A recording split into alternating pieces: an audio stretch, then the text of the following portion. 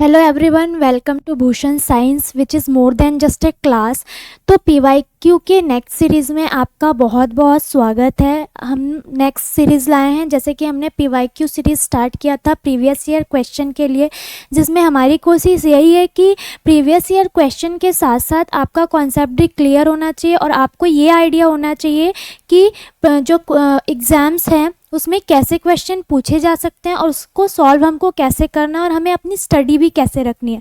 ठीक है, तो अब स्टार्ट करते हैं। फर्स्ट क्वेश्चन आज का हमारा, life span of RBC 120 days, 40 days, 10 days and 60 days. ठीक है, आरबीसी का लाइफ स्पान होता क्या है? तो इसके लिए सबसे पहले हम लोग देखते हैं कि आरबीसी क्या है। आरबीसी क्या है? आरबीसी का फुल फॉर्म क्या होता है? Red blood cell. ये किस शेप का होता है? बाई कॉनकेव शेप का होता है। ठीक है, इसमें क्या की कंटेनिंग होती है? हीमोग्लोबिन की कंटेन होती है इसमें। ठीक है, तो आरबीसी क्या होता है? Red blood cell. इसका शेप क्या होता है? Biconcave shape, like this. ठीक है, इसका शेप जो होता है ऐसे बाई कॉनकेव शेप का होता है। ये हेल्प करता है transport of oxygen from the lung to tissue and CO2 from tissue to lung. ठीक है, क्या करता है? ये ऑक्सीजन को लंग से ले जाता है टिश्यू में और CO2 को ले जाता है टिश्यू से लंग्स में। क्लियर है? नॉर्मल वैल्यू जो होती है इसकी हमारे बॉडी में वो कितनी होगी? नॉर्मल वैल्यू जो होती है एडल्ट मैन में ये होता है 4.7 टू 6.1। ठीक है, मैन में ये कितना होता है? 4.7 टू 6.1। और वुमेन में कितना होता है? वुमेन में ये कितना होता है? वुमेन में होता है 4.2 टू 5.4। 4.2 टू 5.4। क्लियर है? ये होता है नॉर्मल आरबीसी। अब लाइफ साइकिल कैसा होता है आरबीसी का? Produce in bone marrow. ये कहाँ से प्रोड्यूस होता है? बोन मैरो से। And circulate for 120 days. ये कितने डेज के लिए सर्कुलेट होता है? 120 डेज के लिए। और यही क्या है? इसका लाइफ स्पान है। किसका? आरबीसी का। Life span of RBC right answer क्या हो जाएगा? 120 डेज। नेक्स्ट क्वेश्चन देखते हैं। ठीक है, the normal albumin to globulin ratio is 1:2, 3:1, 3:2 and 2:1। कितना होगा? तो इसके पहले ये जानना जरूरी है कि एल्बुमिन होता क्या है। एल्बुमिन जो होता है वो most abundant plasma protein in the human body. ठीक है, ये कहाँ सिंथेसाइज होता है? लिवर में। ये क्या मेंटेन करता है? ये हमारे बॉडी में ऑनकोटिक प्रेशर को क्या करके रखता है? मेंटेन करता है। अब सीरम में इसकी नॉर्मल वैल्यू कितनी होती है? 3.5 टू 5.0 ग्राम। सीरम में कितनी होती है नॉर्मल वैल्यू? 3.5 टू 5.0। 5.0 क्या होगी? ग्राम पर DL। ठीक है, और यूरिन में कितनी होगी? लेस देन 30 mg पर DL। क्लियर है? Sorry, per day. ये डे है ना, DL नहीं है। ठीक है, तो एल्बुमिन की नॉर्मल वैल्यू सीरम में और यूरिन में। क्लियर है? अब नेक्स्ट क्या है? ग्लोबुलिन। ग्लोबुलिन क्या होता है? Group of protein, plasma protein होता है ये भी। एल्बुमिन के बाद मोस्ट एब्डेंट बॉडी में प्रेजेंट रहने वाला जो प्लाज्मा प्रोटीन है वो कौन है? ग्लोबुलिन। ये कहाँ से प्रोड्यूस होता है? लिवर के से प्रोड्यूस होता है। ठीक है, produce in the liver and immune system plasma cells. ठीक है, तो इसकी रेशियो अभी ये बोला जा रहा है कि ये क्या होता है? सेकेंड मोस्ट एब्डेंट होता है। मतलब ये क्या होगा? एल्बुमिन से कम होगा। तो इसका रेशियो कितना है? 2:1। ठीक, तो D is right answer. Next question देखते हैं।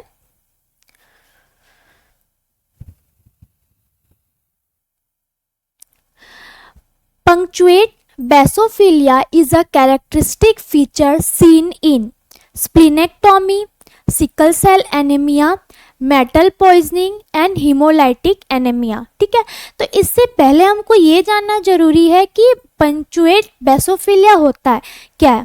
Presence of small blue black granules in the RBC, इसमें क्या होता है, आरबीसी के अंदर ब्लू और ब्लैक कलर के क्या दिखने लगते हैं, ग्रैन्यूल्स दिखने लगते हैं। जब हम लोग स्टेन्ड करके इसको क्या करते हैं, माइक्रोस्कोप में देखते हैं। ये किस किस कंडीशन में देखने को मिलता है, लीड पॉइजनिंग,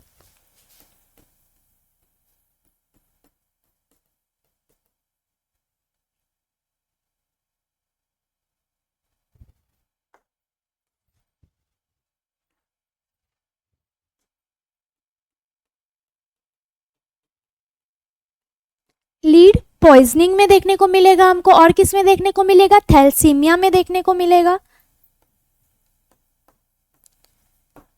सीमिया, थैलेसीमिया के बाद ही हमको किस में देखने को मिलेगा, सीवियर एनीमिया।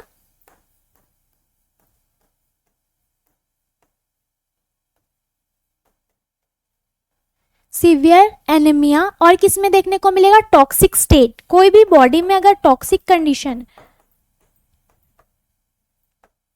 तो इसमें देखने को मिलता है। क्लियर है, ठीक है। तो अब इनमें से स्प्लीनेक्टोमी, सिकल सेल एनीमिया, स्प्लीनेक्टोमी क्या होता है, स्प्लीन से रिलेटेड है ये, ठीक है। Sickle cell anaemia related to blood, haemolytic anaemia मतलब ये हीमोलाइटिक से रिलेटेड है, ठीक है। तो राइट आंसर हमको इसमें क्या समझ आ रहा है, अगर इन सब कंडीशन में ये देखने को मिलता है पंक्चुएट बेसोफिल्स, तो हमारा राइट आंसर क्या होगा, मेटल पॉइजनिंग। क्लियर है, नेक्स्ट क्वेश्चन देखते हैं। The confirmatory test for SLE, SLE क्या होता है, सिस्टमिक ल्यूपस एरिथमेटस, ठीक है। तो इसके लिए कन्फर्मेटरी टेस्ट क्या होगा, सबसे पहले SLE होता क्या है, SLE जो होता है वो auto immune multi system inflammatory disorder है, ठीक है, जिसमें जो इम्यून सिस्टम है अपनी ही हेल्दी सेल्स या टिश्यू पे क्या करने लगती है, अटैक करने लगती है। इससे कौन कौन से जो बॉडी के जो पार्ट यानी कि पोर्शन है उसको क्या होगा, अफेक्ट होगा। तो इसमें है skin, joints, kidney, heart, lungs, nervous system, blood vessel, इससे क्या होते हैं, ये सारी चीज़ें क्या होती है, इससे अफेक्टेड होती है। क्लियर है। अब इसमें पूछा है कि कौन सा टेस्ट इसके लिए हम लोग करेंगे, क्या हम लोग इसके लिए सॉल्युबिलिटी टेस्ट करेंगे। तो सॉल्युबिलिटी टेस्ट क्या होता है, सॉल्युबिलिटी टेस्ट जो होता है वो लेबोरेटरी टेस्ट होता है जिसमें ड्रग, केमिकल या हीमोग्लोबिन वेरिएंट को अलग अलग सॉल्वेंट में घोल के इस टेस्ट को करते हैं, ठीक है। अलग अलग सॉल्वेंट मतलब वाटर है हो गया, एल्कोहल हो गया, एसिड एल्कलाई हो गया, ये सारी चीज़ें। अब नेक्स्ट क्या है, ASO टेस्ट। ASO टेस्ट क्या होता है, anti streptolysin anti streptolysin O test, ठीक है। ACO टेस्ट को क्या बोलते हैं, एंटी स्ट्रेप्टोलाइसिन ओ टेस्ट होता है। इसमें क्या होता है, सीरोलॉजिकल टेस्ट के लिए किया जाता है। स्ट्रेप्टोकोकस पायोजेंस इन्फेक्शन के बारे में पता लगाने के लिए हम लोग क्या करते हैं, उसका एंटीबॉडीज के डिटेक्शन के लिए हम लोग क्या करेंगे, ये टेस्ट करेंगे। नेक्स्ट क्या है, RNA टेस्ट। RNA टेस्ट अब क्या होता है, RNA टेस्ट जो होता है वो ऑर्गेनिज्म में, चाहे वो वायरस हो या बैक्टीरिया हो या फिर सेल्स में, RNA के डिटेक्शन के लिए हम लोग क्या करते हैं, RNA टेस्ट करते हैं। लास्ट क्या है, ANA टेस्ट। ANA टेस्ट क्या होता है, ANA टेस्ट जो होता है वो एंटी न्यूक्लियर एंटीबॉडी टेस्ट होता है। ये टेस्ट डन किया जाता है ऑटो इम्यून डिसऑर्डर के लिए, ठीक है। ANA टेस्ट जो होता है वो ऑटो इम्यून डिसऑर्डर के लिए होता है। तो यहाँ पे मिल गया हमको अपना राइट आंसर क्या होगा, और ये SLE भी क्या है, ऑटो इम्यून डिसऑर्डर। तो right answer is answer D। Next question, estimation of CSF protein is Pendix test, Bradshaw test, Hess test and Burette test। कौन सा टेस्ट करते हैं CSF प्रोटीन के एस्टिमेशन के लिए, ठीक है। तो सबसे पहले हम लोग ये देखते हैं ब्रैडशॉ टेस्ट क्या होता है। ये क्या होता है, एक स्क्रीनिंग ब्लड टेस्ट होता है जो सिकल सेल डिसीज के लिए हम क्या करते हैं, ठीक है। ब्लड टेस्ट क्या होता है, सिकल सेल डिजीज में इसको किया जाता है।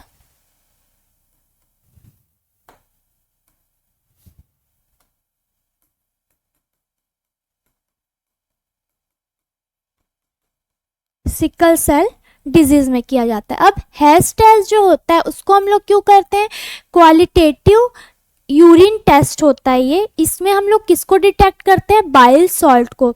बाइल सॉल्ट को डिटेक्ट करने के लिए हम लोग क्या करेंगे, हेस्ट टेस्ट करेंगे बाइल सॉल्ट के लिए, ठीक। अब ब्यूरेट टेस्ट क्यों करते हैं हम लोग, ब्यूरेट टेस्ट जो होता है वो क्वालिटेटिव टेस्ट फॉर प्रोटीन, ये किसके लिए करते हैं हम लोग, प्रोटीन के लिए। क्लियर है। अब लास्ट क्या बचा हमारा, लास्ट बचा पेंडिक्स टेस्ट। ये क्या होता है, qualitative test for protein CSF. ये क्वालिटेटिव टेस्ट होता है किसके लिए, प्रोटीन सीएसएफ के लिए। तो यहाँ पे क्वेश्चन भी हमारा वही है कि सीएसएफ प्रोटीन बाय, तो क्या होगा इसका राइट आंसर, पेंडिक्स टेस्ट। नेक्स्ट क्वेश्चन देखते हैं, गुड कोलेस्ट्रॉल इज, इसका आंसर तो ऑलमोस्ट सभी को ही पता होगा, फिर भी हम देख लेते हैं। गुड कोलेस्ट्रॉल हमारी बॉडी में हम किसको बोलते हैं, तो सबसे पहले वीएलडीएल। वीएलडीएल गुड कोलेस्ट्रॉल बोलेंगे इसे नहीं बोलेंगे। ये इसका फुल फॉर्म क्या होता है, वेरी लो डेंसिटी लिपोप्रोटीन। ये कहाँ से सिक्रीट होता है, लीवर से सिक्रीट होता है, ठीक है। बॉडी में ट्राइग्लिसराइड को क्या करता है, ये ट्रांसपोर्ट करता है। Next, low density lipoprotein. Low density lipoprotein जो होता है इसको बैड कोलेस्ट्रॉल बोला जाता है, ठीक है। ब्लड में कोलेस्ट्रॉल को ये क्या करता है, ट्रांसपोर्ट करता है।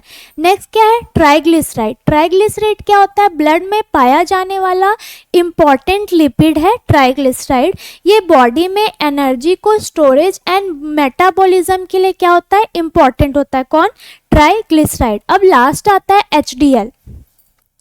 एचडीएल क्या होता है, हाई डेंसिटी लिपोप्रोटीन। इसे ही हम क्या बोलते हैं, गुड कोलेस्ट्रॉल। ये क्या करता है, टिश्यू से जो एक्स्ट्रा कोलेस्ट्रॉल है उनको लीवर तक ले जाता है, उसका मेटाबॉलिज्म और एक्सक्रीशन करवाता है, ठीक है। तो गुड कोलेस्ट्रॉल कौन सा है, एचडीएल। नेक्स्ट देखते हैं, variation in size of RBC, poikilocytosis, anisocytosis, spherocytosis या लेप्टोसाइटोसिस, ठीक है। Variation in size of RBC किसको बोलते हैं हम इनमें से, ठीक है। तो सबसे पहले हम देखेंगे फर्स्ट पाइकिलोसाइटोसिस। ये क्या होता है, पेरिफेरल ब्लड स्मीयर में आरबीसी के आकार में एबनॉर्मल वेरिएशन, ठीक है। आरबीसी का जो शेप है उसमें एबनॉर्मल वेरिएशन, इसको हम लोग क्या बोलेंगे, पाइकिलोसाइटोसिस।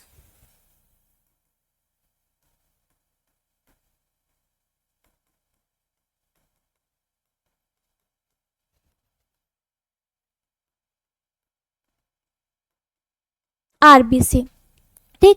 नेक्स्ट है स्फेरोसाइटोसिस। स्फेरोसाइटोसिस में क्या होता है, स्फेरोसाइटोसिस जो होता है वो आरबीसी के शेप में चेंजेस लाता है। मतलब आरबीसी किस शेप का होता है, बाइकॉनकेव शेप का होता है, उसको वो किस में कन्वर्ट करता है, स्फेरिकल शेप में।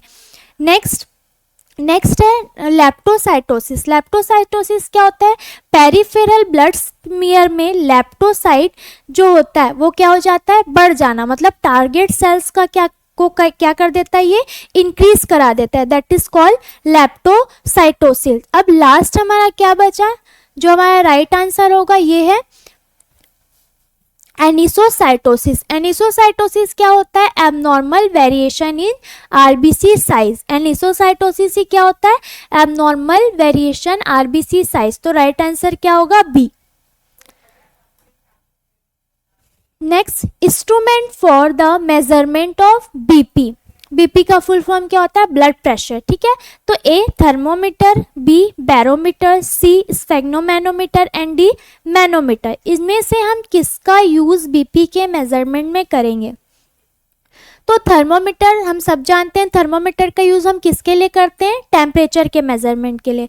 बैरोमीटर का यूज़ हम किस में करते हैं, एटमॉस्फेरिक जो प्रेशर है उसको देखने के लिए हम लोग क्या करेंगे, बैरोमीटर का यूज़ करते हैं। मैनोमीटर का यूज़ हम करते हैं pressure of gas and liquid को असेस करने के लिए हम लोग क्या करते हैं, मैनोमीटर का यूज़ करते हैं। तो लास्ट राइट आंसर क्या होगा, बीपी के मेजरमेंट के लिए हम किसका यूज़ करेंगे, स्फेग्नोमैनोमीटर का। Next question, the longest bone, femur, scapula, tibia या फिर ह्यूमरस। लॉन्गेस्ट बोन जो होता है हमारी बॉडी में वो कौन सा होता है? स्कैपुला क्या होता है? स्कैपुला जो है इसको हम लोग ये स्कैपुला किसे बोलते हैं? शोल्डर ब्लेड, जो क्या होता है लार्ज होगा, फ्लैट होगा और ट्रायंगुलर बोन होता है। अब नेक्स्ट क्या है? टिबिया। टिबिया जो होता है इसे शीन बोन भी बोलते हैं और ये क्या होता है? मीडियल एंड लार्ज बोन होता है ऑफ लेग। लेग का ये मीडियल लार्ज बोन होता है, situated between the knee and ankle. ये एंकल और नी के बीच में सिचुएटेड होता है।